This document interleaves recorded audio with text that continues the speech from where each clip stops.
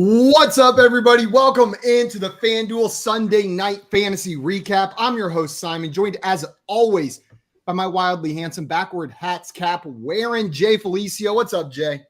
What's up, man? It's what all the cool kids are doing. So I figured, you know what? I'm a youth, so I need to wear my hat backwards. And he didn't even question the decision once. Like before the show, he didn't even one time ask me, should I wear the hat backwards or forwards? Then switch it forwards, switch it backwards, switch it forwards. Backwards, I didn't ask my wife before I came upstairs either or anything like that. Absolutely not. I made the decision. He was so confident in the backwards hat, easily as confident in his forwards facing cap, like the cool kids on the stream. We have a special guest host here with us today. It's our great friend, Nate Polvote. For those of you that do not know Nate, you can find him on Twitter at Nate Polvote. It's right there below his handsome spectacled face on the screen.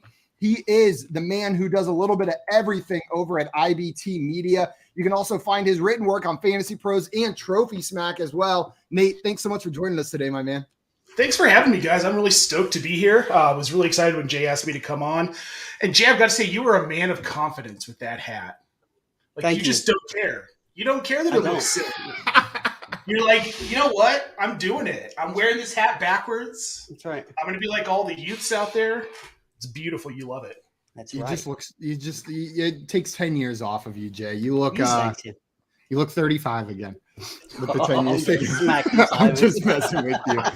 We got Albert in the chat. What's up, Albert? Welcome in. Glad to have you here. And IBT Media representing in the chat. Happy Sunday. Welcome in. Albert in here with the Taysom Hill.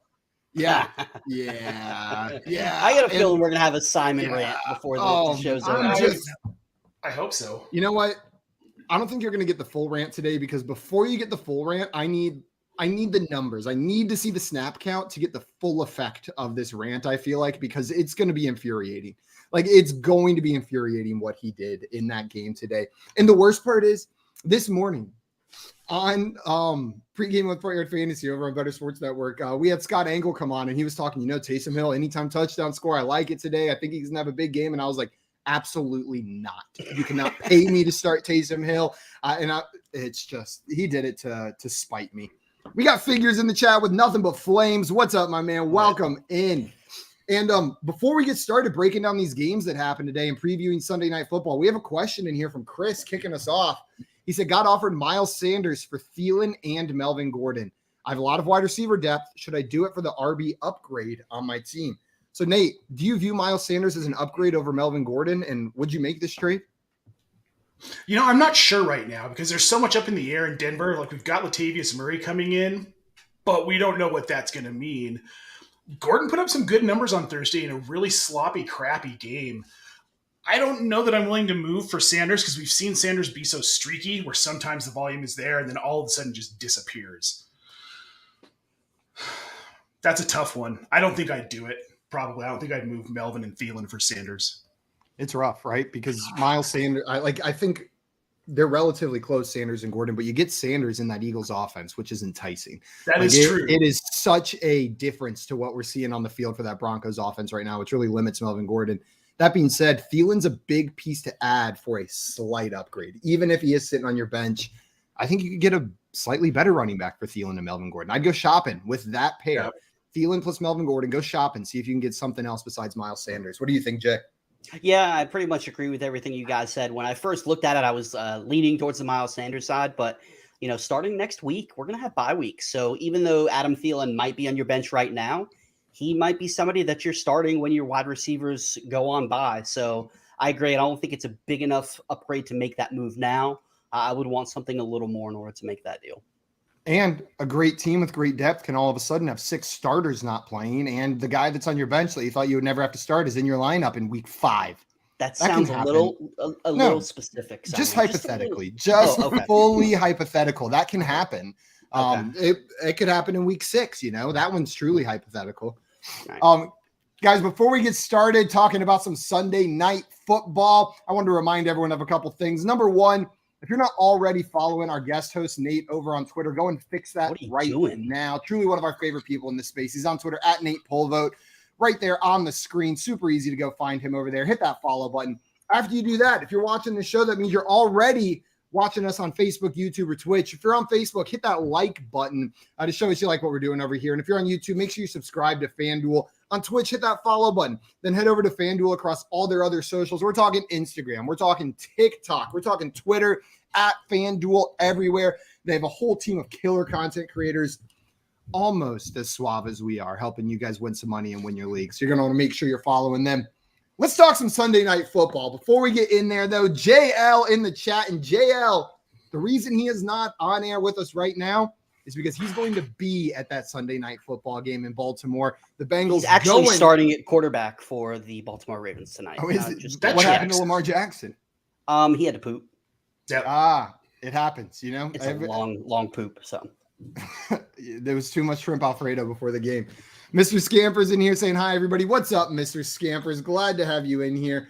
And Dame said, "What's up? What's up, Dame? Glad to have you in." And Geek Hippie in here as well. What's up, Geek? Guys, this Sunday Night Football game between the Ravens and the Bengals is what we got coming up. This is in Baltimore. The Ravens are 3-point favorites at home. So not giving much to the Baltimore Ravens, even though they're at home, with a 47.5 point over under in this one. My initial reactions whenever I looked at that was I feel like the Ravens should be favored by more in this game. But then you dig a little bit deeper, and this Ravens team has some serious flaws through the first couple of weeks that have been relatively exposed. The Ravens are giving up the most points to opposing fantasy wide receivers.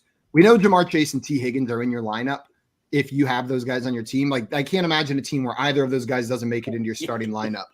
But Tyler Boyd, as the third man there, has had some big games already this year. We've seen him do it throughout his career. And they're going up against an exploitable Baltimore Ravens secondary. Jay, do you have any interest in starting Tyler Boyd tonight in your fantasy leagues? As a flex play, sure. It just depends on the situation. He's not somebody I'm trying to force into my lineups.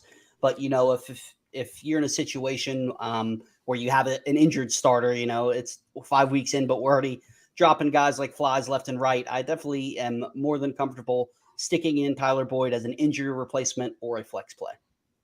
What about you, Nate? Are you feeling comfy with Tyler Boyd tonight, or are you avoiding him if possible? So I've had to start him in a couple of leagues thanks to injuries and such, but flexing him, and I think he's a good flex option. This Baltimore secondary is awful. They are awful.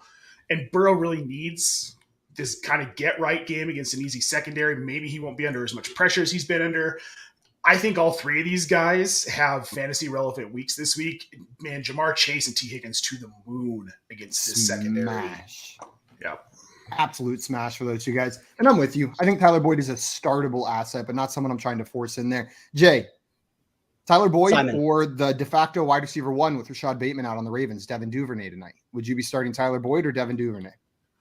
I would go Duvernay simply because he's got a little bit of a safer floor with that volume. You know, even though technically, he's the wide receiver one, he's more of like the second pass catching option, potentially third, because I do like Isaiah Likely, the rookie tight end, tonight as well. You know, with both Chase and Higgins ahead of him, I'm going to have to lean Duvernay's side. What about you, Nate? Are you leaning Duvernay over Boyd as well? Or do you have reservations with Duvernay? I mean, I do, but I'm going to start Duvernay over. I'm going to start Duvernay. I'm starting Duvernay over Boyd for one reason, because he has that boom potential, because he's the deep threat in this offense, and he's shown that he's a really reliable deep target for Jackson. Get a couple bombs, get a couple of touchdowns, and that's going to be probably better than anything Boyd's going to do.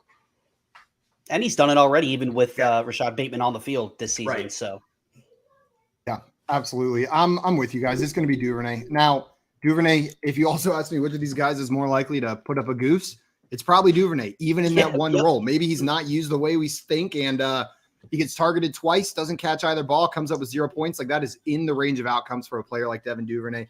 But I'm with you. I think we see a little bit more volume for him tonight with Rashad Bateman being out. But like you mentioned, Jay, with these tight ends, there's no guarantee that a pass has to go that way for this Ravens team to win. Like, Mark Andrews is unreal, and what we saw from Likely in the preseason a little bit throughout this year so far has been really promising. I saw a question in the chat asking about J.K. Dobbins in that MVP spot for FanDuel tonight. Who asked that? I think it was Albert. Or no, where did that go? It's gone. But someone asked, Geek Hippie, Dobbins in MVP for FanDuel tonight.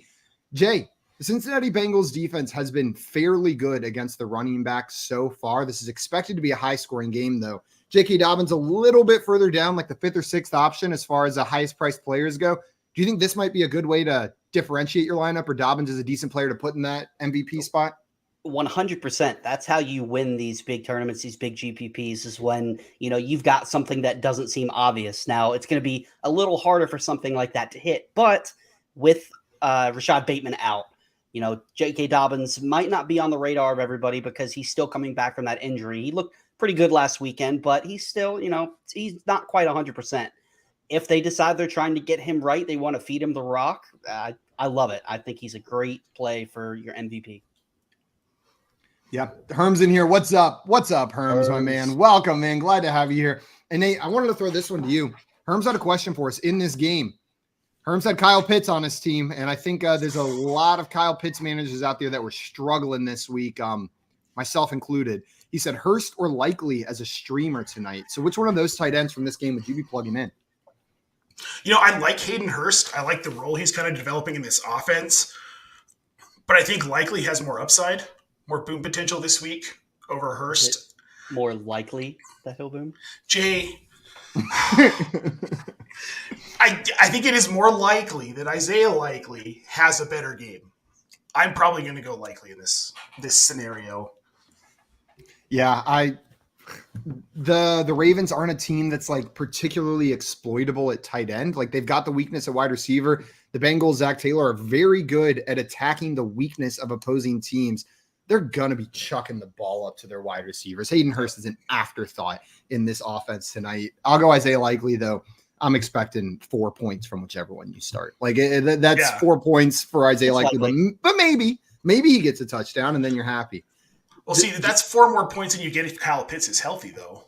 You're right.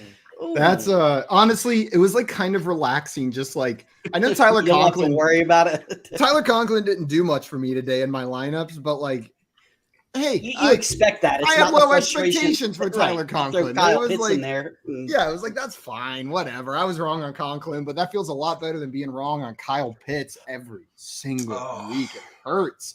It's painful. I saw another question here asking about the MVP for tonight's game. We had some other players. I wanted to throw some names at you for the MVP tonight, see if any of them jump out at you as maybe values or players that you would be tucking in there. We got Lamar Jackson at 17,000, Joe Burrow at 15,500 to top it off. Then the next two are Mark Andrews at 14,000, Jamar Chase at 13,500, Joe Mixon at 12,500, T. Higgins at 12,000, Dobbins at 11,500, and then Tyler Boyd at 10,000. Jay, any of those names jump out at you? Maybe besides J.K. Dobbins is someone you'd want to tuck into that MVP spot? Maybe what is Duvernay priced at? Is that a way that you would like to differentiate yourself or no? Yeah, maybe. I know he's somewhat of a bigger name, but everybody's going to chase after Jamar Chase, and I actually did not mean to do that. That just happened naturally. But T. Higgins has been phenomenal this season, and somebody who I have a lot of shares of in all of my fantasy leagues because everybody sees him as the wide receiver too. But in this explosive of an offense, like Nate was saying, the Bengals are really trying to get Joe Burrow right, and this is the right matchup for that to happen. I think he's going to have a big game. I wouldn't be surprised to see T. Higgins come down with multiple touchdowns in this game. What about you, Nate? Any of those names jump out at you? Do you agree with Jay's pick of T. Higgins? He took the words right out of my mouth. T. Higgins, that's very attractive. It's very attractive at that price as a captain. Yeah. Oh, sorry. I'm with you guys. I love that one. And I know I said Devin Duvernay could come up with 0, but he could also come up with 3 touchdowns in this game, right? If it's the shootout that we expect. Maybe put a lineup together with Duvernay in there just for fun. Though that might be a popular contrarian MVP pick. You know what I mean? Like with Rashad Bateman being out, that may just be a play that lots of people are out there throwing into their lineup. So you might not get the differentiation that you're hoping for with that. Before we move on from this game, we're going to update you on some injuries right after this. I wanted to get some predictions. Nate, we'll start with you. Who's winning this game? What's the score? I'm writing these down too. We're keeping receipts. You didn't know this, but this is also an animal bet. So animal noise bet. So if you get this wrong, you have to make an animal noise either, on Twitter or we'll figure out how. But and it does include an adjective, so it's not just like a giraffe. It's like an angsty giraffe. What was the vulture one that I did? Robot eagle is another one that we've done in the past. So there will be an adjective. Robot eagle. How the hell do you do that? I did mine was a hungry vulture, I think. That was what. All right, I like Cincinnati in this game. I think it's going to be a pretty high scoring game, but I think Cincinnati ends up winning it 45-38. Oh, I hope you are right, Nate. That sounds like a good Sunday night to me. I'll go next, Jay. I'll let you go last in this one. Usually I give myself the slight advantage and I go last in these. Yeah. Just hearing what everyone else said. I'm going to go second here. I'm going to take the Ravens in this one. I think even without Rashad Bateman, the Ravens are able to get this one done. If that's going to be the case, it's probably going to be a high-scoring affair. So I'm with Nate on that front. I'll say the Ravens take it. Where do we want to go on here? We'll say 42-40. They're going to win by 2. 42-40 for the Ravens. Jay, what about you? I'm going to lean on the Bengals side. I do think that Joe Burrow has a big game. I think Lamar does as well, but I may or may not need Joe Burrow to have a big game for my home league. So I'm going to will it to existence. I'm going to say it is going to be Cincinnati 40-37. 40-37. All of us expecting a high-scoring game. Watch it be like 10-12 like a few weekends ago. 13-11 is going to be the final score of Yeah. this game. All of a sudden, it just implodes. We're absolutely livid. Also, Mr. Scamper's in here with an early contender for next week's Animal Noise. Not an early contender. That's it. Whoever Frumpy loses. Otter. Frumpy Start Otter. practicing because that is a great one. Jay, before we get into our first game, did you want to give us an update on injuries that took place today? Yeah, so these are, we had some decent ones today. Knocked some players out that I know we did have some pretty big injuries. This isn't necessarily a catch-all, but just some of the biggest ones, and probably the biggest one from a fantasy perspective. Rashad Penny had to be helped off the field. It looks like he's got a fractured tibia, so I would expect him. I didn't see this yet, but I would expect him to, if not miss a significant chunk of time, most of the entire season. Kenneth Gainwell season is here, and if for some reason he's available on your waiver wire, blow everything that you got. Go pick him up. I saw somebody asking. I do think Kenneth Gainwell could be a potential league winner. Do you mean Ken Walker? What did I say? Gainwell. Yes, that is exactly whatever. I even wrote down Kenneth Gainwell. Excuse me. Kenneth Walker is a potential league winner. If he's out there on your waiver wire, go spend everything that you need for him. Kenneth Walker. If he's on your waiver wire, maybe send me your league mates' names. I want to join that league. If I can go pick up Kenneth Walker right now. Some shallow benches redraft leagues. Not everybody's as in depth as we are. With some of our leagues, so I could see him being out there. Also, the score just went final. The Eagles defeated the Cardinals, and the 49ers did defeat the Panthers 37-15. That one went final a couple minutes ago. The Panthers, yeah. The Panthers. No fan bought the Panthers? Is that what? Oh, no, they just don't have any fans anymore, so they have to be their own fans. So they're called the Carolina Panthers now. That makes sense. Exactly. Yeah. Right. Yeah, especially with a guy like Baker Mayfield under center. But it's not looking good. Pat Freiermuth suffered his third concussion in less than a year. That has to be some concern. It's his first this year, but within 12 months, he's had 3. I truly wouldn't be shocked to see him stop playing football. No, 3 in a year is scary. I'm not saying that's going to happen, but if we get news coming out, Pat Freiermuth stepping away, don't be shocked. 3 concussions in that short amount of time can have lifelong consequences, can truly ruin your health for the rest of your life. Yeah. I hope that's not the case. I hope he's okay, but especially he was looking so good this season. Looked like he was emerging as one of those top tier tight ends.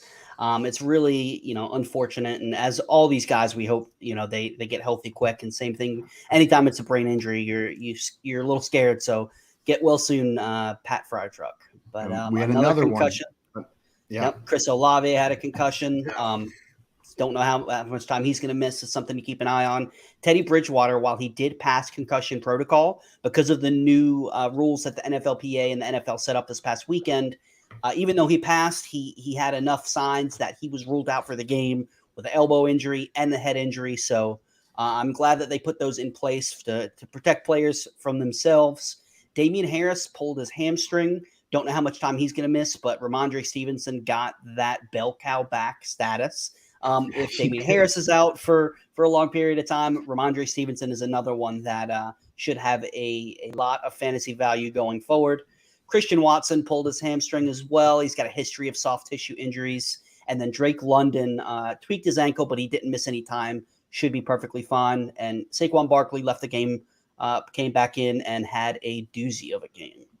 I feel like in that 5-minute window where he was out or however long it was, I saw so many there goes injury prone Saquon Barkley tweets. Like everyone's so ready to victory lap. This is why you didn't draft Saquon Barkley. Right. Then he comes back in and he's like, suck it, nerd. So watch what I do. It just felt so good to see him come back in and not just play, but come back in and make his game. Be the dude that we know he can be. Absolutely. Well, speaking of Saquon, let's I like go the ahead. order. I like the order you did there. You ended with a positive news. We had some downs in there, but we ended with some positive. And speaking of positive, the New York Football Giants upset the Green Bay Packers 27-22. It was a really fun game to watch, not just because I'm a Giants fan. It was just a good game overall. Sometimes we get those stinkers for the early morning games, but it was a good one. Going into halftime, the Packers were up 20-10, but they did not score any second half touchdowns. The Giants stayed undefeated in the United Kingdom, their last win coming all the way back, I think, before Simon was born in 2007 against the Miami Dolphins. And just want to throw this out there. The last time that they won in the UK, they won the Super Bowl. So I'm just saying, just an interesting fact. The Packers, Rodgers had an okay day, 222 passing yards, 2 touchdowns. One of the touchdowns went to Alan Lazard, who finished with a disappointing 4 catches for 35 yards.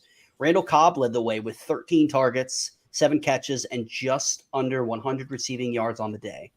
Cobb's first game of the season with more than double-digit points, and the first game that he had more than 4 targets. You guys interested in picking up Alan Cobb off the waiver wire?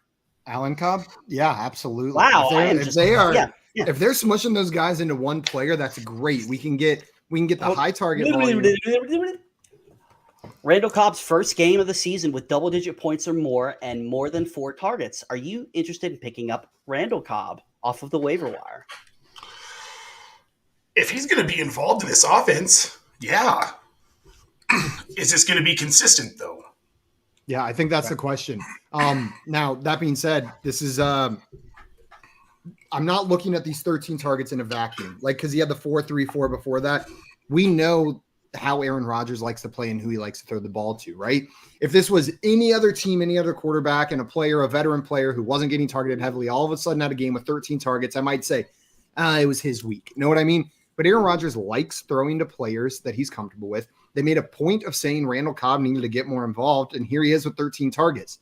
I'm not expecting that every week, but maybe now we see him in the 7 to 10 target range instead of in the 4 to 6 target range on a weekly basis. He's worth picking up just to see if that is the case. You know what I mean? That's not even, I think, the most likely outcome, but if you've got a spot on your bench, maybe you have some players you tucked into IR this week. Unfortunately, Randall Cobb's a guy you could pick up and throw on there. And then Alan Lazard, whenever this is what he does. We talked about disappointing. This is Alan Lazard.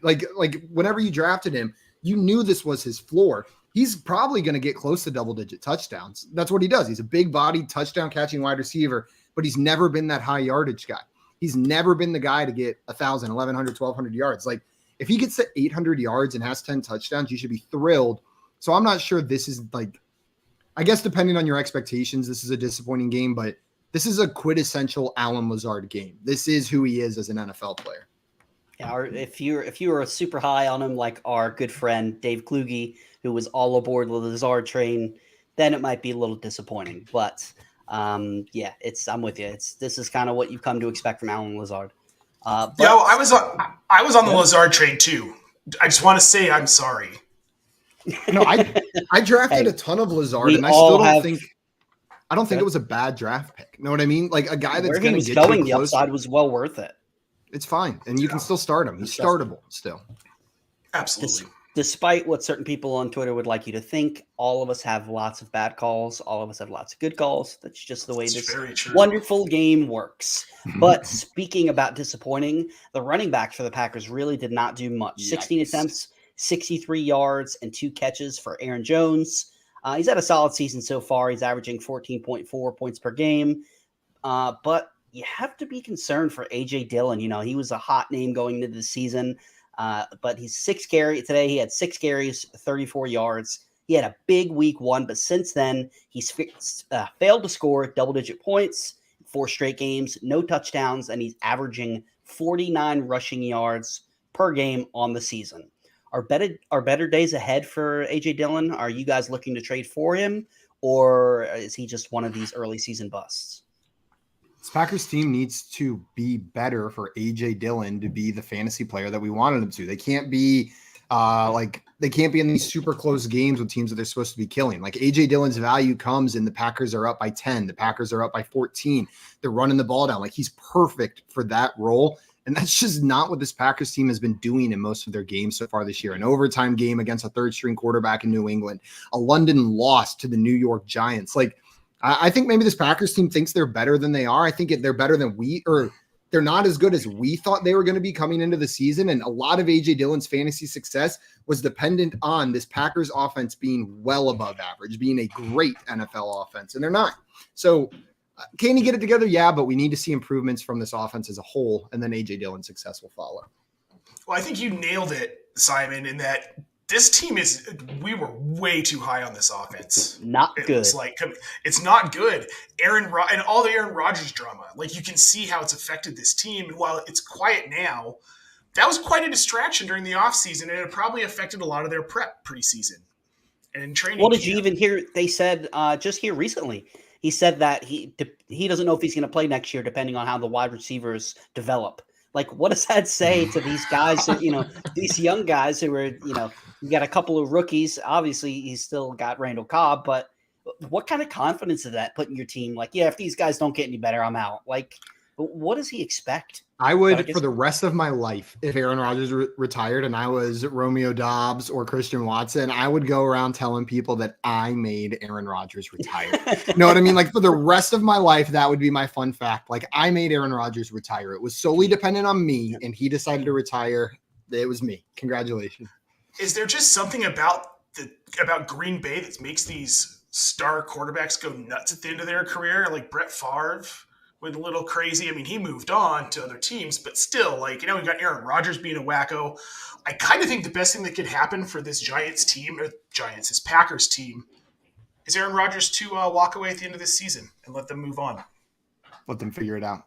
It's a hot take. I don't mind it, though. It's probably coming sometime soon. All of Aaron Rodgers' behavior points to that being the case coming up.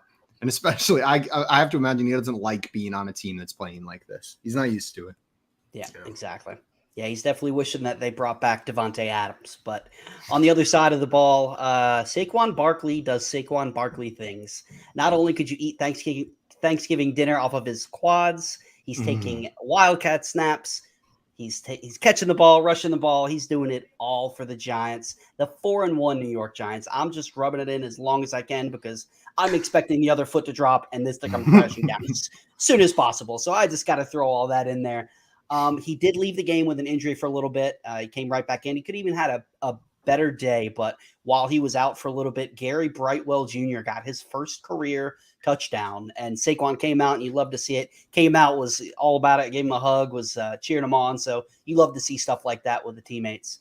Daniel Jones was banged up, but he had a Daniel Jones game. 217 passing yards, 37 rushing yards, no touchdowns, but there was no interceptions either. So he played pretty solid. No Kadarius Toney, no Sterling Shepard, no Kenny Golladay, but let's be honest, Kenny Golladay hasn't been there since he signed with the New York Giants. Darius Slayton had a pretty decent game. 7 targets, 6 reception, 79 yards. Made some big plays when the Giants really needed it. He's another guy. If he could potentially be the wide receiver 1 on this team, do you guys have any interest picking him up off of the waiver wire? Darius Toney? No, Darius Slayton. Darius Slayton. Sorry, I thought you said Kadarius Toney. I was like, if Kadarius Toney's on the waiver wire, he's injured.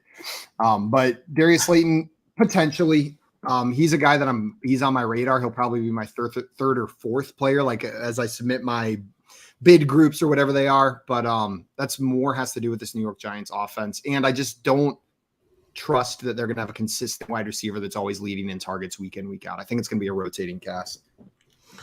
Yeah, I think you're right, Simon. But I do think there's a chance that Darius Slayton could take over this wide receiver room and be the guy. But who I'm really interested in, and I think is going to start to see more work, is Daniel Bellinger. Daniel Bellinger, the tight end. Definitely. Yep. He did he have another touchdown? He did not have a touchdown. Yep. Yes, he did. He had a rushing touchdown. touchdown. Rushing touchdown. I thought I saw it, but yeah, I'm with you. I do like Daniel Bellinger, and somebody else that I wouldn't mind picking up is not Tony, but Wan'Dale Robinson. He's still out there. He was potentially supposed to play. He's had an injury setback, but the Giants are in desperate need for a playmaker. I'd be fine with throwing Wan'Dale Robinson, Bellinger, Slayton, any of these guys, not a priority whatsoever, but, a lottery ticket at the end of your bench. Yeah. Can't saying I was only 5 years too early on Darius Slayton. Absolutely. And me and Devontae Parker. Oh, geez. That's pretty much it for this game for me. All right, guys. So I want to talk about the Steelers-Bills if I can. Do you mind? Hot. Yes, please talk about that game. Okay, so this game – I love Josh Allen, but man, he was like Josh Allen on freaking steroids today. He was angry. He was furious. Is Josh Allen the MVP of the NFL right now? I mean, if we vote today. Man, he's making it. It seemed like, here's how my mind is going with MVP. I'm like, boy, Jalen Hurts making a strong case, right? Like I'm sitting there looking at him, and then Lamar Jackson comes out and he's like, not so fast. Like, watch what I can do. And I'm like, oh shit, no, Lamar Jackson's the MVP. And then we see Josh Allen come out here, 350 yards in the first half. And it's like, okay, this is like, I don't know if there's another player in the NFL, maybe besides Patrick Mahomes, that can knock that stat line down in the first half. That's Imagine if the Steelers just put up somewhat of a fight. Like what Josh Allen's stat line could have looked like. He could have thrown for 600 yards today. I started cheering for him in the third quarter, the Steelers, because I was like, no, I want Josh to throw more. Like, I want more. Break the record. I'm sorry. Also, love you, Herms. On that one touchdown pass to Gabriel Davis at the beginning of the game, did you guys hear the announcers go into like monster voice? They were like, the announcers like talking, and they were like, Gabriel Davis goes, get over here. And then they just kept going with the normal broadcast. Like, just in the middle, just went full on, get over here. And they kept going. It was wild. Second catch by Gabe Davis. My goodness. Dude. The one-handed Martin. Nate said, how about Josh Allen? And we just were like, how about Josh Allen? Keep going. Sorry, Nate. No. But seriously, this is how excited I am for what he's doing in fantasy. The one thing that kind of sucks is I had him in a bunch of lineups today, and I was winning, and then they took him out, and I ceased getting points.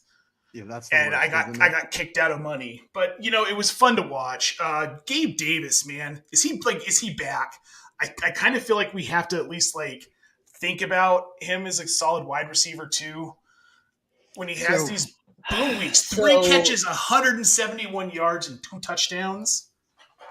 So this full is disclosure, Gabe Davis, right? Yes, this exactly. is Gabe Davis. What we saw also, the bad games are also Gabe Davis. Yes. Like, this is the Gabe Davis experience. You're gonna have these games where you're like, holy shit, he's the best wide receiver in the NFL, 170 yards. He is the bomb. And then you're gonna have weeks where you're like, really should have started someone else in that spot. But you got to start him every week, knowing that he can do this. Is how I feel about it. Sorry, Jay, I cut you off. What were you going to say about Mr. Gabe Davis? 100%. And you pretty much said exactly what I was going to say. Oh, cool. I'm glad I got to say it instead of you then. Yeah. So you now that I'm look like I'm going to copy everything that you're saying. Isaiah McKenzie didn't play as well, so you do have to take that into consideration. I know Gabe Davis had this huge blow-up game, but he only had 3 catches, and 2 of them were just unbelievable, huge, big plays. Now, I would feel more comfortable with Gabe Davis as my wide receiver 3. I think by the end of the season, he's going to wind up on a points per game basis because of these big games, finishing as a top 24 wide receiver. But the down games are going to be down. Josh Allen, as amazing as he is, isn't going to throw for 400 yards and 4 touchdowns every game. Isaiah McKenzie was showing that he was going to be involved in this offense. Once he comes back from injury, those 6 targets might be 4 targets, might be 5 targets. So I think if you have Gabe Davis, obviously you're happy, but it's going to be an up and down ride. And that's what she said. Jay's on one tonight, man. Yeah, I agree with you, Jay. He's so boom bust, but those boom games are 171 yards and 2 touchdowns. But Stephon Diggs, still 8 catches, 102 yards today. He had a touchdown. Khalil Shakir, who Bo McBrayer called this morning on the In Between Media DFS show, he said he was an ad. It was a good call. Probably not sustainable after the one game. McKenzie will be back. We're probably not going to see a whole lot more of him unless McKenzie gets injured again. But all around, like, this Bills team looked complete.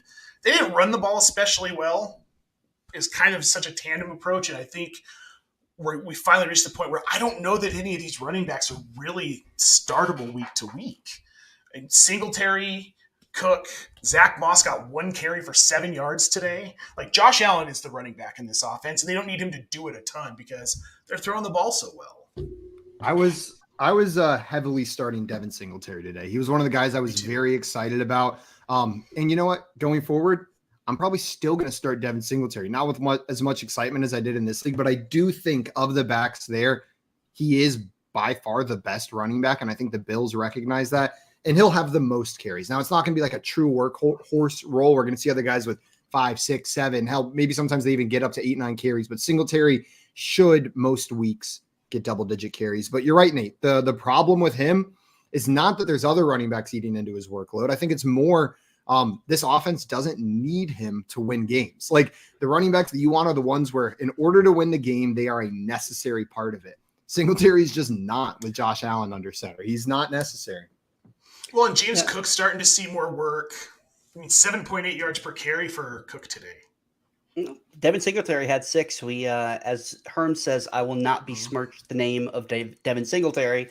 What I will say, though, is, there were some people that were talking about him as a potential high-end running back, too. I think it's more of a back-end RB2, more of a flex play, bye-week replacement because of situations like this. Just like you said, Simon, he is not the first, second, or third option on this offense. This is the type of game you would hope that he would have a big game when they're up big and they could just rely on the run in the second half. And he had 6 carries, in a game 38-3. Game script doesn't get much better for a running back when, putting up 31 points in the first half. So I'm fine starting Devin Singletary depending on your roster makeup, but he's not somebody that I want to depend on week to week. Yeah, it's going to be kind of hard to depend on really any of these running backs week to week. Now, on the other side of the ball, I mean, it was offense for the Bills. But the Steelers, Kenny Pickett's debut against a really tough defense. He only had the 1 pick this week, though, which better than last week. Went 34 for 52, 327 yards. Not a horrible start for a kid that we thought had the tiniest hands on earth. And he's looked good. He's looked efficient. He's made some good throws. What concerns me about this game is even though they were way behind, Najee Harris, 11 carries for 20 yards. We just have not gotten the Najee Harris of 2021 this season. He hasn't been that efficient. He hasn't been the points hog or the volume hog we had hoped for. Are you guys concerned about Najee Harris moving forward? Or do you think maybe he's just going to pick it back up, just a slow start? Yeah, I'm concerned about Najee Harris. That being said, this game was the perfect storm. A rookie quarterback in his first start with a horrible offensive line against one of the best, if not the best defensive line in the entire league. They weren't scared of Pickett at all. Not even a little bit were they scared of Pickett beating them through the air. I mean, I think we see that with over 300 yards passing for Pickett, right? They were like, okay, do it. Yeah. Beat us. And they just shut Najee Harris down. There's better games ahead for Najee. But that being said, this offensive line is terrible. Other teams also aren't going to be terrified of the rookie quarterback under center behind this line, and they're going to focus in on Najee Harris and stopping the Steelers from beating them that way. So you're probably not getting the Najee we saw in previous years, but he's still going to get the volume. So he's still mostly going to be started in fantasy. Just like Herm said in the chat, he wasn't efficient last year. It was the volume that he saw. It was the targets that he saw. And I'm really concerned for Najee. I have him in a few places, and I'm really concerned because Kenny Pickett is actually, can take more than 2 steps without losing his breath like Ben Roethlisberger last year. He's not necessarily, a Konami code quarterback, but he's mobile. So that's going to take away from some of those dump downs that Ben Roethlisberger threw to Najee Harris last year. This offense, I will say, I think it's going to be better than it was to start the season. So there's better days ahead, but RB1 status, I think is all but gone for Najee Harris. I think you really have to consider him more of an RB2, and you're hoping that he scores a touchdown. Well, and like today we saw Jalen Warren get 5 carries for 24 yards. He bested Najee in yards. Where I think this offense is really going to shine, Jay, to you saying it's going to get better, I think we're going to see more out of George Pickens and more out of Deontay Johnson. Pickens with the six catches today on 8 targets, 13 targets for Deontay. People were worried about Deontay with Pickett coming in. These are receivers that I think I want to kind of start going after in most leagues if I can get them for a fair price, because I think their volume is going to go through the roof. Maybe not a ton of touchdowns, but I mean, 6 catches for 83 yards, that's 14 points without a touchdown. What more do you want in PPR? Yeah, that's all you need. I think I agree with you. And Pickens is the one I'm more excited about. But whenever I'm looking at who I'm going to trade for, it's Deontay Johnson, because I think everybody's more excited about George Pickens. I think people are viewing this as like a changing of the guard. And I don't think that's the case. I think Deontay Johnson will still be the most heavily targeted wide receiver on this team at the end of the season. And you might be able to get him cheaper than usual this week, even after a pretty heavily targeted game, because George Pickens had such a good game, right? People want any reason to get excited about a rookie wide receiver. And hey, we're seeing it. First start from Kenny Pickett, and George Pickens had a decent game against this awesome Buffalo defense. Yeah, I think that's a fair point about Deontay. I like that. I thought Deontay was great heading into the season. The drops have always been talked about with him way too much. Get over it. Seriously, get over it, because he's still catching a lot of balls and he scores. And he's a very, very talented receiver. I think Pickens has the better year, but I think you're right. Deontay's probably more attainable for a reasonable cost at this point. Absolutely. I think that about wraps it up for this one. I mean, yeah, Pittsburgh managed Chris Boswell missed a field goal. That hurt me in DFS too. Ouch. And I'm done. Ban kickers. Do not ban kickers, because some people have fun with kickers, Jay, and we shouldn't tell people to ban things they're having fun with if it doesn't hurt you. Right? Come on, Jay. Get with I didn't think about it that way. The next game we were going to talk about was this Chargers-Browns game, and this game turned into one of the more exciting games of the afternoon, 30-28. Before we get into anything fantasy-related in this game, I just have to bring out the call by Brandon Staley in the fourth quarter, the analytics call. So let me just set the picture for anybody who doesn't know what we're talking about here. In the fourth quarter, the Chargers are up by 2 points on their own side of the field, on their own 46-yard line, I believe. Yep. 4th down and 2 in their own territory, about a minute left in the game, up by 2 points. The Browns only need a field goal to win it, and they go for it. The analytics say go for it. That's what the numbers say. You've got a better chance at winning if you go for this than if you don't and you punt the ball. Well, they didn't get it. And you know what? The Browns got to attempt like a 46-yard game-winning field goal. They missed. They got out alive, but Nate, what do you think about that call? Going for it on 4th and 2 there on your own side of the field, up by 2. Well, so I don't know if you guys are familiar with Amy Trask. Fantastic follow on Twitter. She's a former executive for the Las Vegas Raiders. She's been around the NFL for a long time. She said that when she was running the Raiders, if their head coach had done that in a game, she would have fired him immediately after the game and forced him to fly home commercial in a middle seat in coach class. That is how I feel. This was such a stupid call for Staley, like the field position.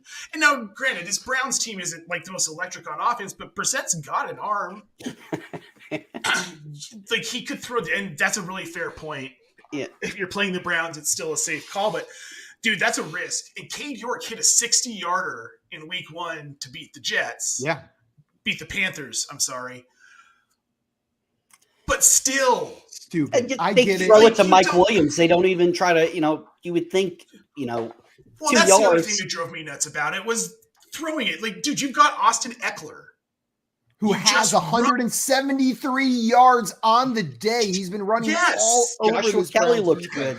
Justin Herbert's mobile enough. Joshua Kelly had a touchdown today. You run the ball in that situation. That's the second time this week we saw that. Freaking Broncos. We need Richard Sherman. We need Richard Sherman to just sit down, get all the NFL coaches in one room and sit there and say, run the gosh darn ball. And he has to hesitate like he did on national television. Show that restraint. I just need him to sit in front of all those coaches and look at them and be like, stop being cute. Stop it. Don't be cute. But this is Chargers fans are used to decisions like this from Brandon Staley. I feel like this isn't shocking for them. He is for better or worse, he goes by those analytics numbers and he rolls with them. He says if the analytics say it's a better call, he's going to make it, even if it looks stupid to us. And he made that call. That being said, let's talk about the guy that we just brought up, Austin freaking Eckler. Last week, he had the 3-touchdown game. This week, he follows it up with 16 carries for 173 yards and a touchdown on the ground, 4 receptions for 26 yards and a touchdown through the air. Nate, here's the question I want to pose to you. We are redrafting today. Is Austin Eckler the RB1 rest of season?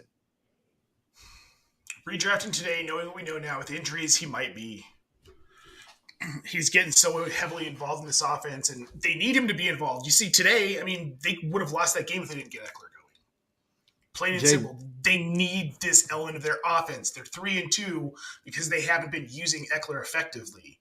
They got to get him involved. And if he's this involved every week, as he should be, he is the RB1 more than likely rest of season. Yeah. Jay, what do you think here? Is Austin Eckler the RB1 rest of season? He's in the conversation. I think I would still go Saquon Barkley because of the offense that they're on. You could see games, and we saw it early in the season when Austin Eckler got kind of shut out of the offense because everything was going to Mike Williams, to Gerald Everett, Keenan Allen when he was on the field. Saquon Barkley is the Giants' offense. Volume is king. I think they're both uber talented. They're both guys that are in the conversation. If they stay healthy, I would not be surprised to see them finish as RB1 and RB2, but I would slightly lean Saquon, and it's not because I'm a Giants fan. I like what I've seen out of Saquon Barkley just a little more this season. I think those are the two guys in the conversation. And Austin Eckler, maybe you were disappointed the first couple of weeks, but he's showing you why you drafted him there. He's showing you what he can do. And why you don't overreact to the early season struggles of players. No, and especially with the shortened preseason. Like, I know that doesn't seem like a lot to you guys, but taking a game off that preseason and we're seeing more and more starters just not play at all. This first month of the NFL season is very preseason-esque. Yeah, it is. It is preseason-esque. We're seeing these teams figure out who they are, figure out their identity. And you know what? I think the Chargers are realizing Austin Eckler is a huge part of their identity if they want to be a good Shout out Austin Eckler. You know, some players don't like the whole fantasy football thing. Austin Eckler is so involved in it and, you know, chopping it up with the fans. He's got a show with Matt Harmon. You got to love it. So shout out Austin Eckler. Yeah, man. He's a local Colorado guy. So I've got to love him. Yep. You got to love him.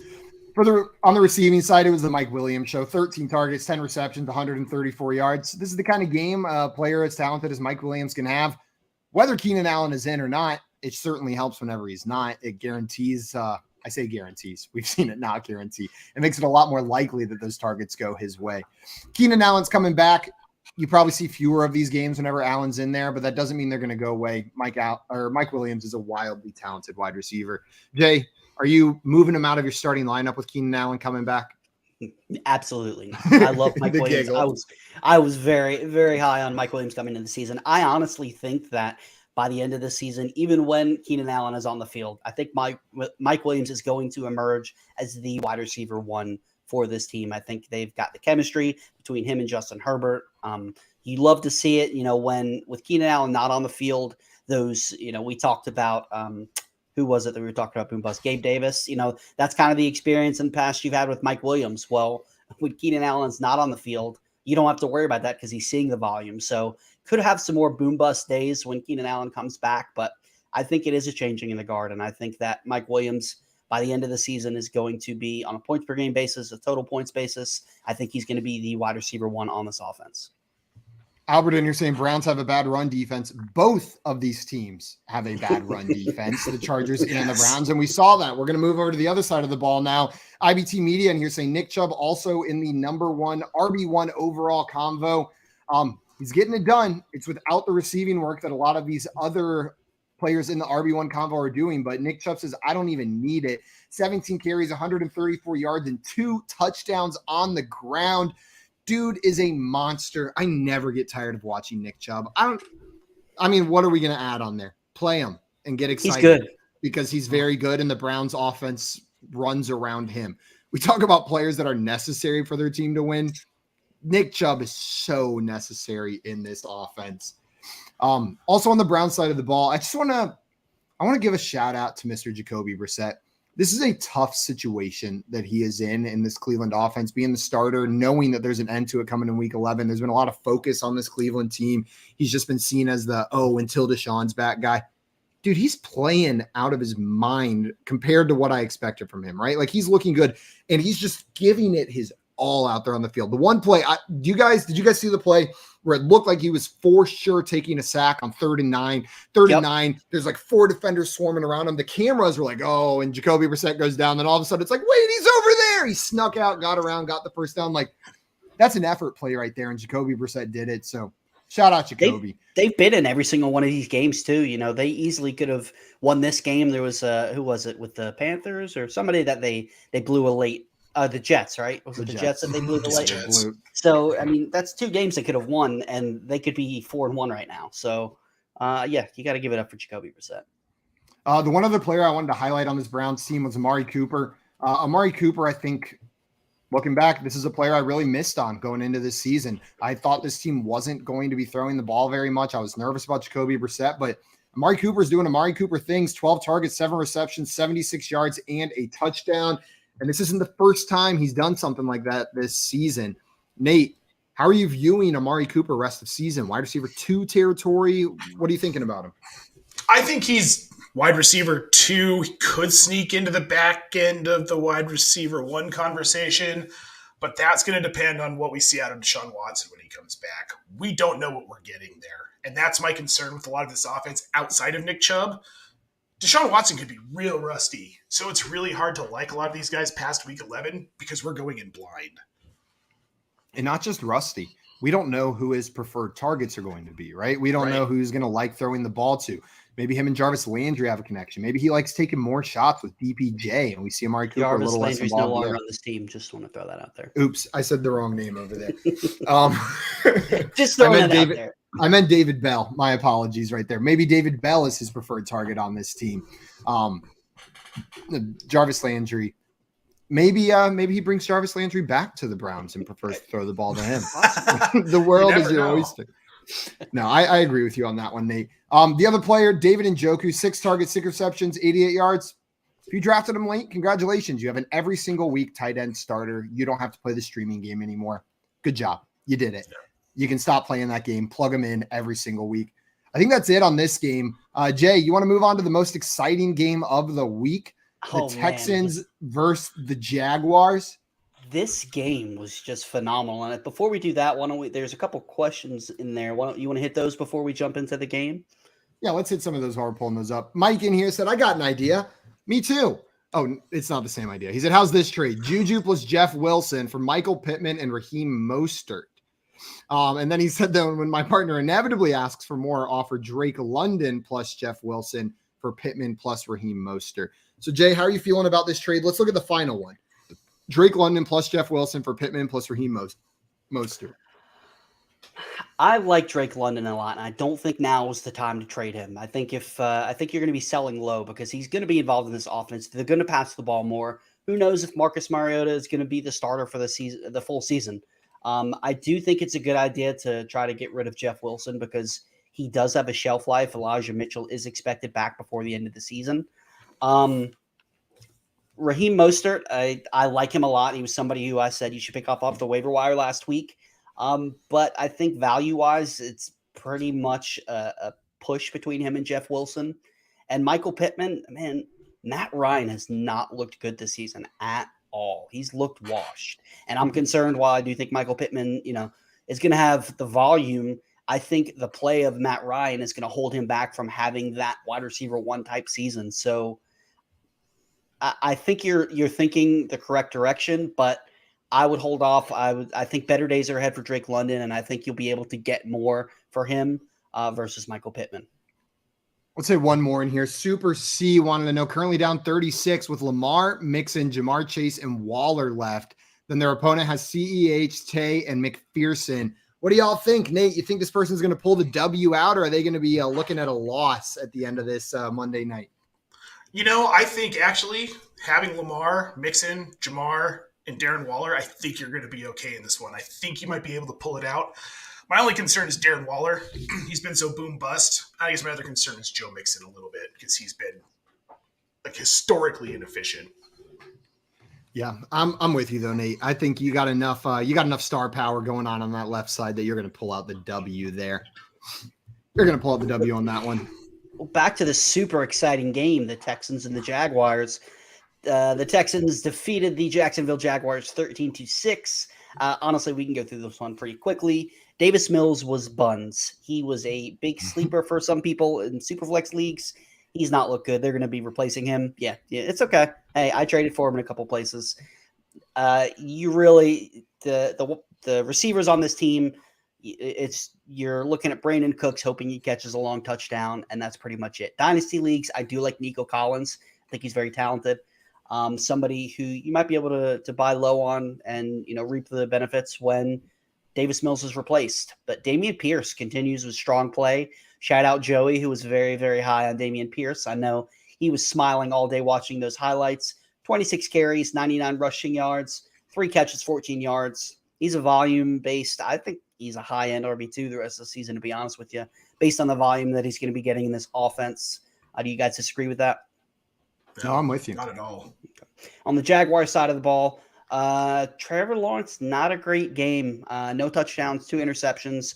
The first one was really ugly. They were in the red zone. He forced the ball. He should have just thrown away. The second one wasn't his fault. I mean, it was, but it was a Hail Mary at the end of the game. So, it wasn't like it was 2 ugly plays. Overall, it was an uneven game for him. I think he'll be fine. He's somebody who I'm perfectly fine having as my QB2 in Superflex leagues. The real story with this team, and it has been all season, is the running backs. Travis Etienne had his best game of the season. 10 carries, 71 yards, 3 catches for 43 yards. He really looked electric. He did only have 12.9 fantasy points. This was his first game with over 10 points on the season. James Robinson, who started the season really hot, scoring 4 touchdowns in his first 3 games, only had 27 yards on 10 carries, his second in a row disappointing game.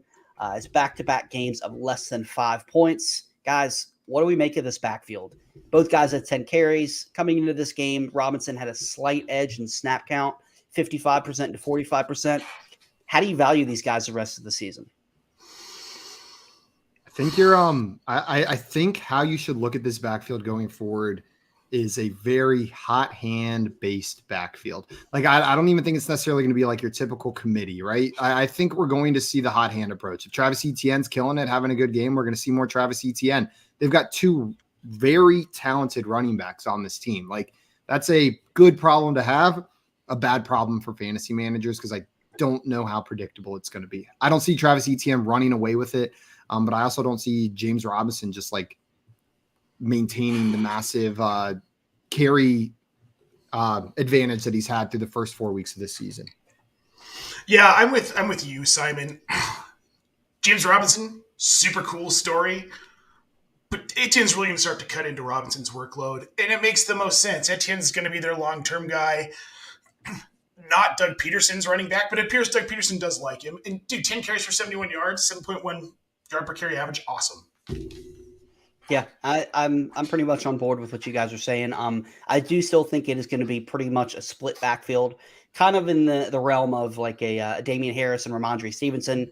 I think they're going to have that close split where whoever scores a touchdown that week is the guy that you're going to be happiest with. I think you're going to see James Robinson get some more of the high value touches like in the red zone. You're going to see some more passing game work from Etienne, but overall, I think that you're going to pretty much have these guys both as back-end running back 2s, and you're hoping for a touchdown. Yep. You're hoping for Etienne to break off a long touchdown is what you're hoping for. That's what that dude can do. Absolutely. For the Jaguars pass catchers, Marvin Jones had 7 catches on 11 targets, 104 receiving yards. Evan Ingram had 6 catches on 10 targets with 69 nice yards. Any interest in either of these guys off of the waiver wire? I mean, no, because Evan Ingram's on most of my teams already. So fair. I don't even have to pick him up. If Evan Ingram is on the waiver wire and you're looking for a tight end, I'm assuming that means you're looking to pick him up. Yeah, I think I think he's one of those guys. He's near the top of the glob as far as like players that you can start. Trevor Lawrence likes him. the tight end glob. He's not like fully mixed in there with the Tyler Conklins and the Irv Smiths. He's like pulling away from the glob. It's stretching, but he's still attached to it. But I think, Evan Ingram's a good tight end waiver wire pickup. Yeah, I think so too. Our friend of FanDuel, friend of FYF, Andrew Cooper earlier today compared Evan Ingram to Kyle Pitts. Wow. I mean, I don't know if Evan Ingram should be complimented or insulted based on what we've seen so far this year. It depends if you're looking at from like a prospect perspective or a fantasy perspective. Because like from fantasy, I mean, Kyle Pitts wishes he was Evan Ingram this year. And I think that was kind of what he was saying was so gross to say. It is. I know. I felt like dirty here we saying are. it.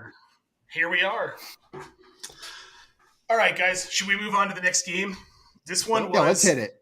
So this one was interesting. We had the Bears and the Vikings today. The Bears. And it looked for a minute like the Bears were going to pull this game out.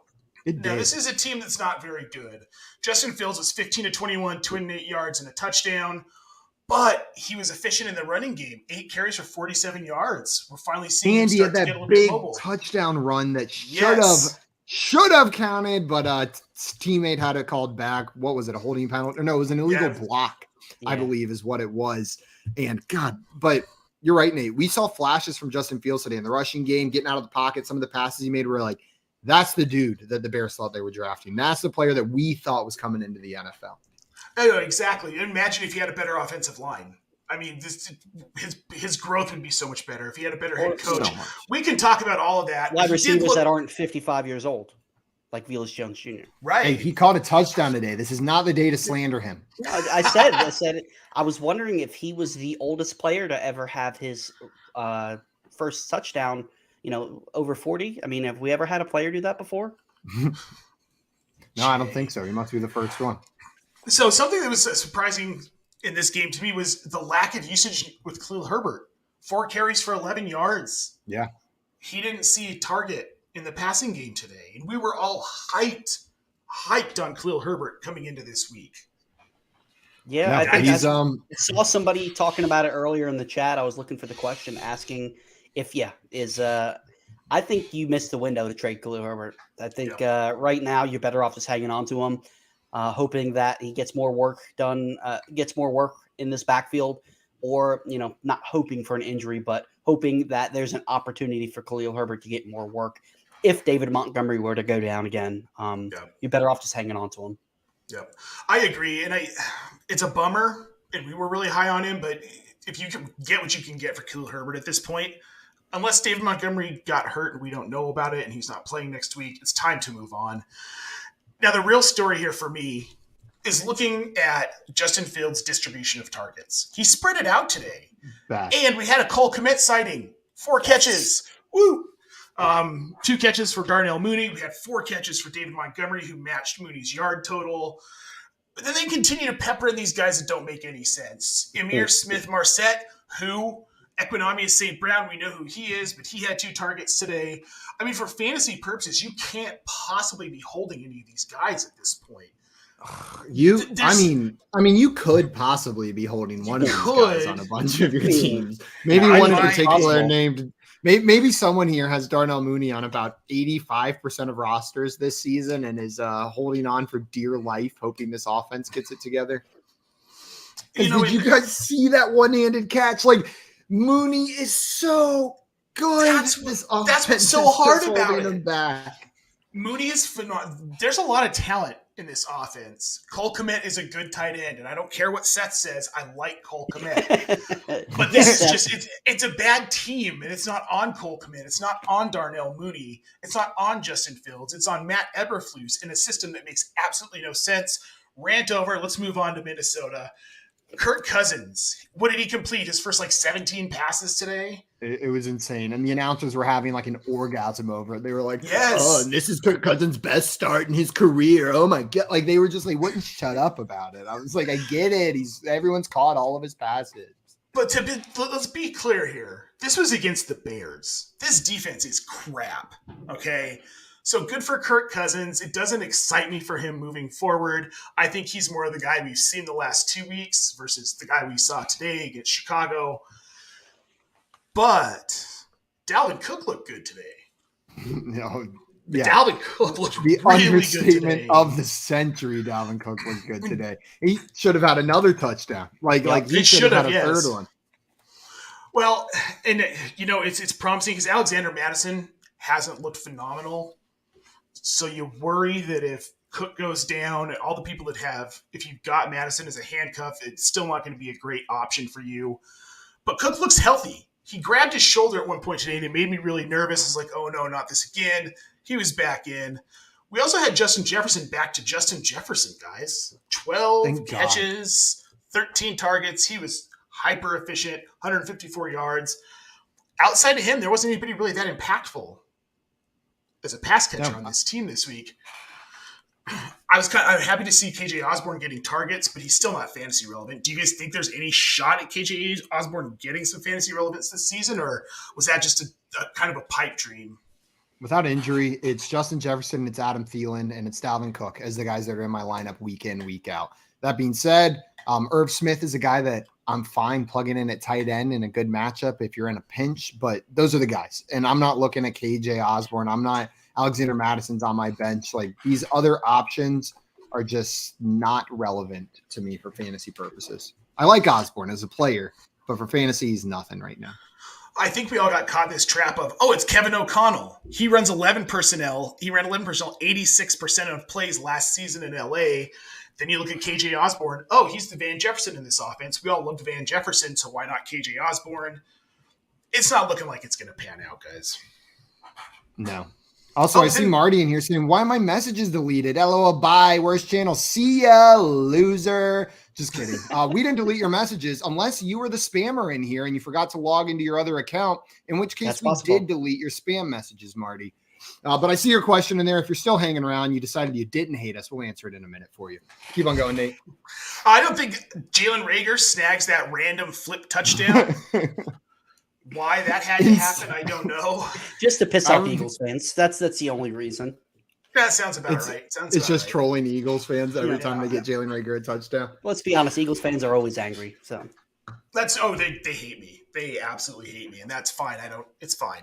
I think that about wraps this one up, guys.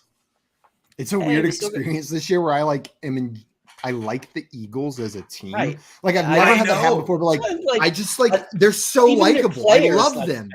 How do you you can't not like Jalen Hurts. Like, you got to love the relationship he has with AJ Brown. Like, hey, we still got Marty in here. All right. Let's get to Marty's question. We suckered him in, and now let's just give him bad advice on his question. Exactly. And now we're Marty not going to answer your question because of your attitude. He said, just traded Stafford, Monty, and Juju for Herbert. So I'm guessing Justin Herbert. I sure hope so in this one. In which case, if this is Khalil Herbert, that's a rough trade over there, Marty. But Justin Herbert, one quarterback league. I don't love it, but I'm fine with it. Know what I mean? You are getting a clear upgrade at quarterback with this Rams offensive line, a massive upgrade at quarterback going from Stafford to Herbert. I'm generally not one to make these kinds of trades, but I'm fine with it. Monty's the piece that's hard to swallow here, giving up David Montgomery. But if you've got the running back depth, and the quarterback was the last piece you were missing in your starting lineup, do this trade, man. I don't mind it. What do you think, Jay? I was ready to roast him, but looking at this, I'm fine with it. I love it. I like the move as long as you can, you're not really hurting your roster depth. These guys, if Monty and Juju weren't every week starters for you, they were more depth. Absolutely love it. I think I love Stafford, but man, I'm really concerned with this offensive line. They said he had the elbow issues. I'm concerned with Stafford's upside. I think Khalil Herbert. Justin Herbert is in the running for QB1 on the season when it's all said and done. So I love it. We got another question here from Blinded Doge. I'm going to throw this one to you, Nate. He said, should I trade Najee for Breese Hall straight up? I get Breese. Would you be doing that? Yes. What a world we live in. Yes. I didn't see this coming, but man, Breese Hall is just like a truck. I did. I was all over that man. God, I love Breese Hall. What's great, what I love about it is that Breese Hall is relevant and Michael Carter is relevant at the same time, guys. It can happen. I feel like Michael Carter's a little bit of fool's gold, but we'll get there. No, I don't know. I don't know if we will. But you're right, we might not. I'm with you guys. It's Breese Hall in this one. And yeah, I don't know. Whenever we looked at these two players preseason, Breese Hall and Michael Carter, Breese Hall I mean, I know it was in college and not in the NFL, but he looked like the better player in the run game. He looked like the better player in the receiving game. He looked like the better blocker. Like all aspects of the game, he looked like the better player. And then in week 1, when he wasn't out there, except for those receptions, it was like, what's going on? Like, why is Michael Carter getting the majority of the carries? I think we're seeing the changing of the guard. Michael Carter may still be relevant, but I think Breese Hall is going to be the lead back going forward.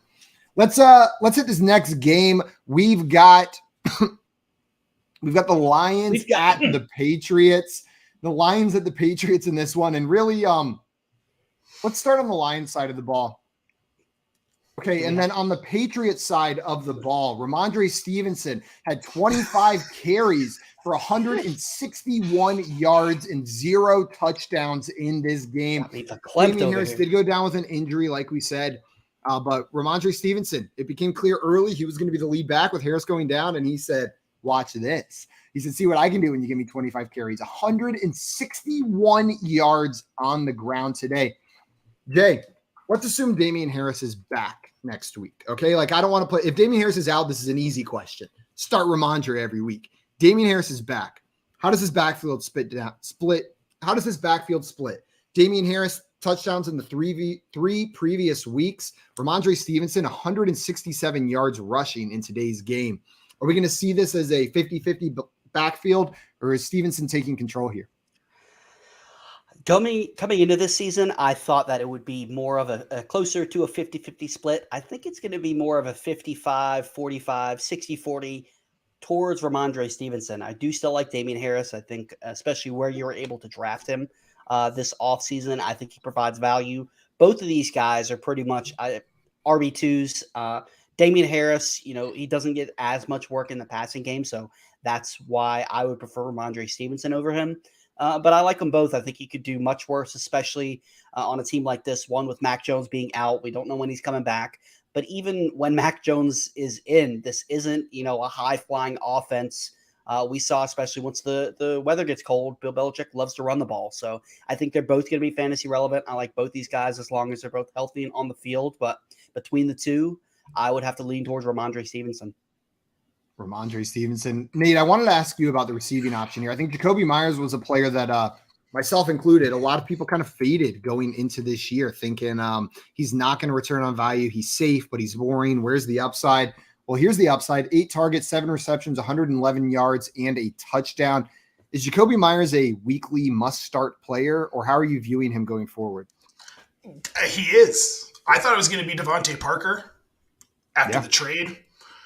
It's not Devontae Parker. It's Jacoby Myers. The dude's talented. He's finally getting touchdowns. What's not to love? He is the wide receiver 1 on this team. And it's not even close. I don't think you can debate that he's the wide receiver 1 here. The only question, Jay, and I'll pitch this one to you, is the wide receiver 1 on this Patriots team a weekly must start? No.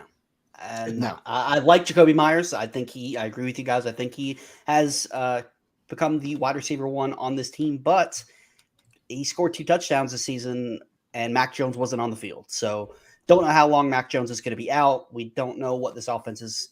We saw what was happening earlier in the season. Devontae Parker was getting involved when Mac Jones was on the field. So while I do like Jacoby Myers a lot, I'm definitely not ready to consider him a must start every week. Bailey Zappi is Mac Jones. They look like shout out Bailey exactly Zappi. Like Jordan Vanek. Have you seen those guys in the same room? Because honestly, no, that's a good point. It could be Jordan. I've never seen Bailey Zappi in any room, if we're being honest. I've only seen him on a football field.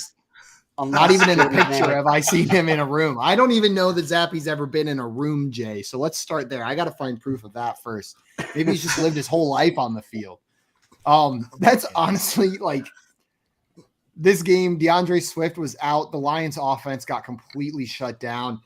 There's not much to talk about on the Lions side. There's going to be better days for this offense. They ever so dearly need to address this defense. Like, this will not be a competitive team this year because of their defense. They just can't be.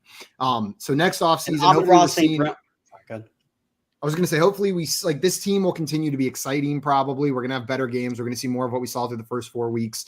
They're not going to win a ton of games. Then hopefully they're able to address that defense during the offseason and we start getting that rebuild coming together next year for these Detroit Lions.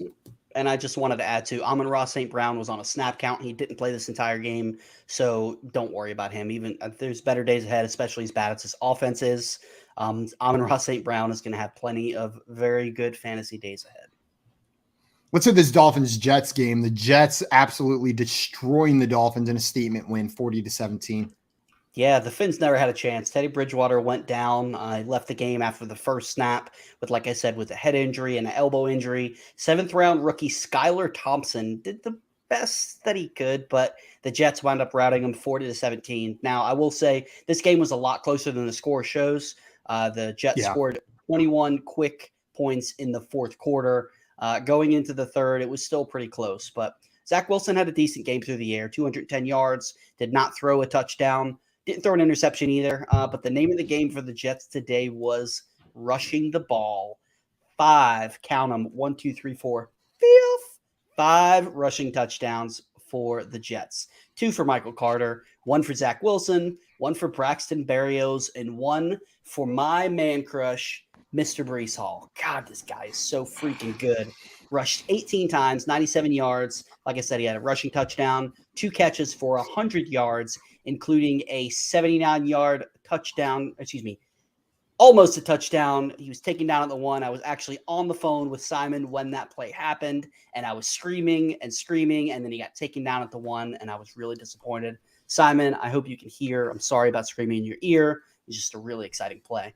While Michael Carter, that's my kink, is you screaming plays in my ear while my red zone's 1 minute behind, so I know what's about to happen. That's what that's what gets me turned on. I had to leave that afterwards, and you just hung up the phone. You teased me a little. I'm watching that play, and I'm like, oh, I already know what's going to happen. I like it. Yeah, you like it. Well, Michael Carter did roll through 2 touchdowns. Breece Hall showed why many people were high on him coming into the season. Scored double-digit points in every single game this season. I've been pounding the table for him, before the season, saying he's a buy low because people were higher on Michael Carter at the start of the season. But it's too late. The guy's broken out. Currently running back 3 on the day when I wrote these notes. I don't know if that is still the case, but on a points per game basis, he is RB10. Is Breece Hall an RB1 for the rest of the season? Yeah. I don't know. I think hey, I know you were mentioning Michael Carter a little bit earlier. Do you think Michael Carter still eats in enough not to have Breece be an RB1? Like, will he stay involved?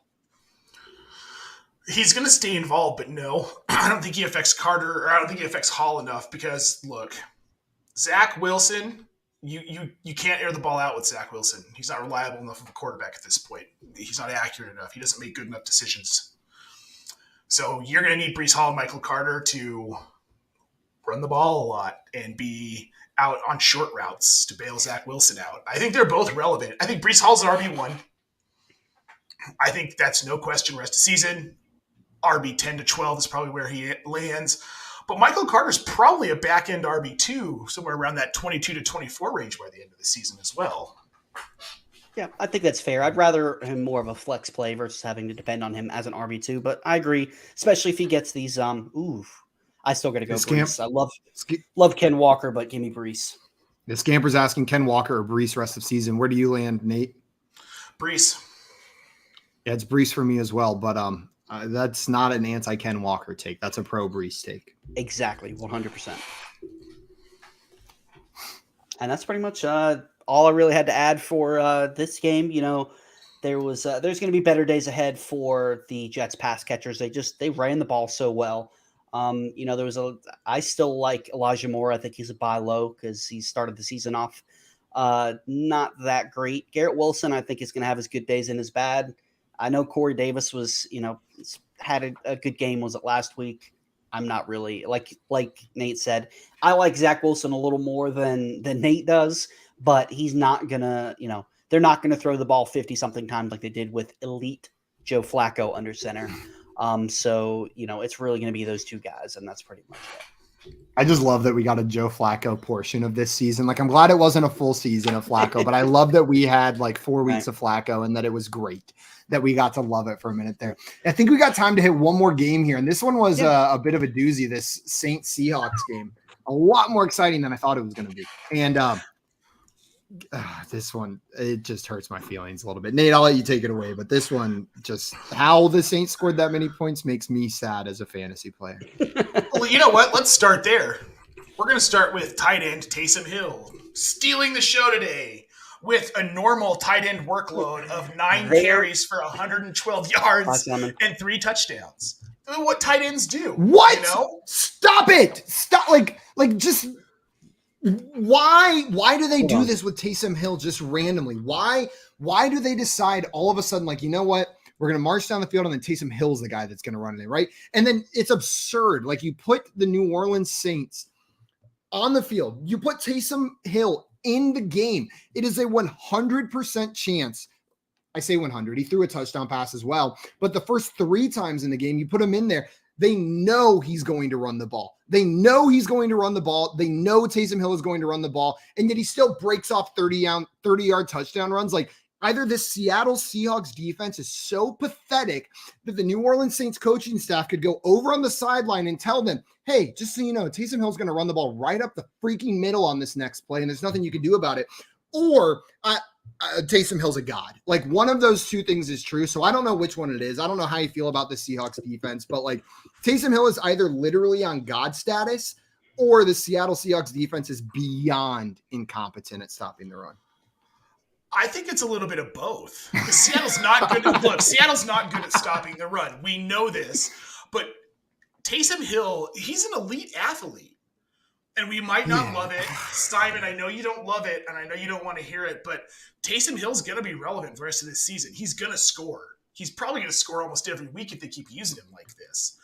He's a freight train. You can't stop him. And part of the problem is they could hand him the ball and he could throw it. So you have to plan for that. You don't know what Taysom Hill's going to do. And I feel like a lot of these plays are like option-type plays. He could have thrown the ball, saw a hole, ran it in, boom, touchdown, done. Like I said, typical tight end usage, guys. Completely normal for tight ends. If I was opposing teams, I would dare Taysom Hill to throw it every single time. You know what I mean? Just if he's in the game, do not allow him to run that ball. Leave players open. Know what I mean? Stack the box. Get Taysom Hill pressured so he is not running this ball. Allow him to throw it each and every time he's in the game because it's not going to go as well as it did this time if Taysom Hill's chucking that ball every time he's in. Okay, we need to get off of Taysom Hill here before Simon has an aneurysm. It's just like what it's Mr. Scamper just said. So frustrating. I get it. It is frustrating. You need to face the feelings that Taysom Hill makes you feel. Sure. You do need to face and what's frustrating is how awesome he is because it is fun to watch. You know what I mean? Like, it is so much fun to watch him, but it's like, okay, but this helps me zero. Like, this hurts every single thing I stand for. Yeah. Okay, I won't say any more words about him. Andy Dalton was the pale squirt gun, the same quarterback he's always been, 6'24", 187 yards. That was Crazy. I stole that one. I stole that from Colin Cowherd, just so we're clear here.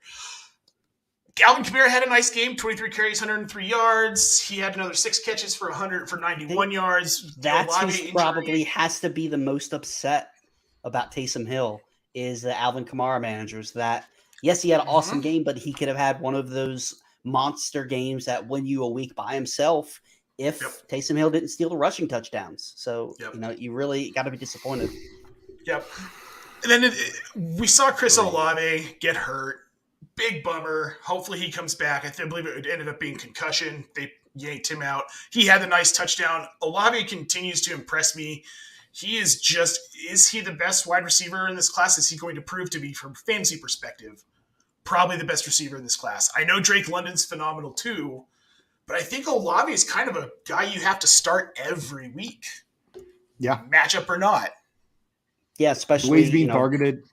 Yep, the way he plays, like he just looks good too. He passes the eye test, and it's the high effort catches that kind of like sell it for me, especially with rookies. You know what I mean?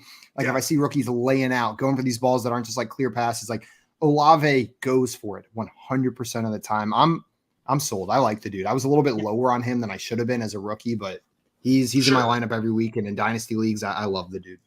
And what I really like about Olave, too, is he's done it, and I said this last week, he's done it in pretty much every situation imaginable. He's done it with Michael Thomas on the field. He's done it with Michael Thomas off the field. He's done it with Jameis Winston under center. He's done it with Andy Dalton under center. So you can't say, oh, well, he's doing it because Michael Thomas is taking the coverage or he's only getting the volume. He's doing in every situation. He's proving that he belongs on the field. And Nate, you hit the nail on the head. This dude's a must start. Yep. So let's move to the other side of the ball. And we'll go through this really quickly, but I was shocked at Geno Smith's performance today. I thought that this secondary was going to eat him alive, and it did not. 16-25 for 268 yards and 3 tutties, no picks. Kenneth Walker emerged. Shout out Rashad Penny. That injury sucks, man. He was really getting rolling. But it's Kenneth Walker season in Seattle now, and I think it's going to be pretty fun to watch. The guy's a very talented runner. Tyler Lockett, DK Metcalf. Bit of fab you have. Everything, top waiver priority. Even if you have running backs, blow it all on Kenneth Walker. Go get him. He could be a potential league winner. Too late. Already did. He's rostered in every league I'm in. But then we had Tyler Lockett had a nice day. 5 catches, 104, 2 touchdowns. And then DK Metcalf, 5 catches, 88 yards, a touchdown. They were up against James Bradbury and Marcus Lattimore, and they both played really well. You guys, do we have to take Geno Smith seriously in fantasy football from here on out? Yes. Yes. I think Geno Smith's the guy that you can plug in. He's playing well in the Seattle offense, and the Seattle defense is terrible. It is bad. So they're going to be in Barkley terrible. That was well played. It was pretty good, right? It's as soon as I moved to San Antonio, it's like Charles Barkley just talks about San Antonio women so much that like if you live here, you can channel a little bit of Barkley just because of the like anger that he sends towards San Antonio. But yeah, this defense is so bad that Geno Smith is going to have to play like this, and he can do it. Like he's shown us multiple times now throughout this year that he can do it. Yeah, you can start Geno Smith weekly. And look at the wide receivers he has. There was talk about, sorry, Nate, I know you're a Denver fan, but talking about how Russell Wilson finally has good receivers. Well, Tyler Lockett and DK Metcalf are having phenomenal seasons with Geno Smith under center. I like DK Metcalf a little more just because they seem to have a connection, but Tyler Lockett does what Tyler Lockett does. He had 2 big play touchdowns. I think you can start him very comfortably as your QB2 in Superflex. Well, I think this was a test week because this New Orleans defense has been very good from a fantasy perspective. They're some of the lowest in fantasy points allowed to pretty much every position. The fact that he was able to go out and do this week, I think that seals it for me. Absolutely. Yeah. Well, I don't think there's anything else to talk about this game. So I was going to say, and I know Sunday Night Football has already kicked off. We're going to go watch that. I know some of you guys are already watching that game as well. Ravens, Bengals. Thank you, everyone who hung out with us today, breaking down this Week 5 fantasy slate. And Nate, thank you so much, my man, for taking the time to come on and talk some football with us this Sunday night. Thanks for having me, guys. Check me out on In Between Media and at Nate Paulvin on Twitter. And thanks for having me, and enjoy your Sunday Night Football games, guys. Truly, Nate's not kidding. Make sure you go check him out and check out the whole team over there at IVT. Great They're team. pushing They're out doing awesome stuff constantly. That's going to be it for us tonight. JL, look for him on TV at the Ravens game. He's going to be the one wearing a tiara. So if you see a guy wearing a tiara, it's JL. Until tomorrow morning, though, we're out of here. We'll see you guys later. Adios, everyone.